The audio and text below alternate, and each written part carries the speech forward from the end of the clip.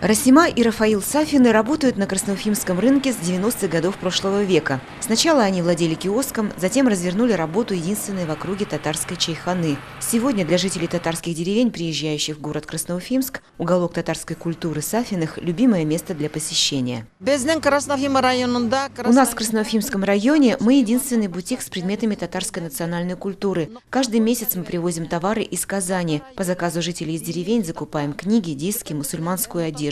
Если нас закроют, делать это будет некому.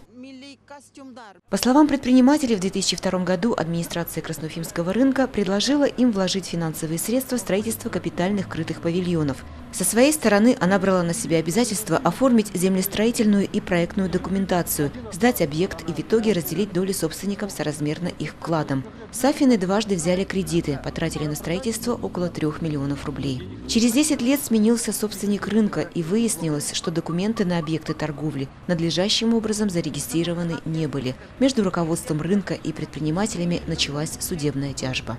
Суд, рассматривая это дело, сказал им о том, что признаков самовольной постройки здесь нет.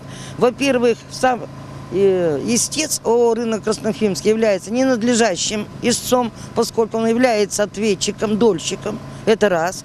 Во-вторых, прошли сроки исковой давности, поскольку это физические или юридические лица, и по данным основаниям прошли уже сроки исковой давности 3 года с обращением за судебной защитой. Руководство рынка от озвучивания своего мнения в эфире телеканала отказалось. В своих письменных пояснениях оно сообщило о том, что строения предпринимателей не могут эксплуатироваться ввиду неустранимых технических нарушений и нарушений правил пожарной безопасности. Со 2 октября прошлого года было отключено электроснабжение павильонов, и с этого времени торговля на Красноуфимской ярмарке ведется под шум работающих генераторов. Если бы все были по одному, очевидно, что какими-то мерами, возможно, бы это дело было бы уже проиграно. Но законным способом в суде мы смогли отстоять свои интересы.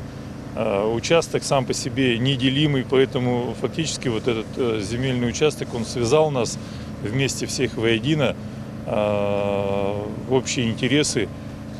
Мы хотим цивилизованным, законным путем работать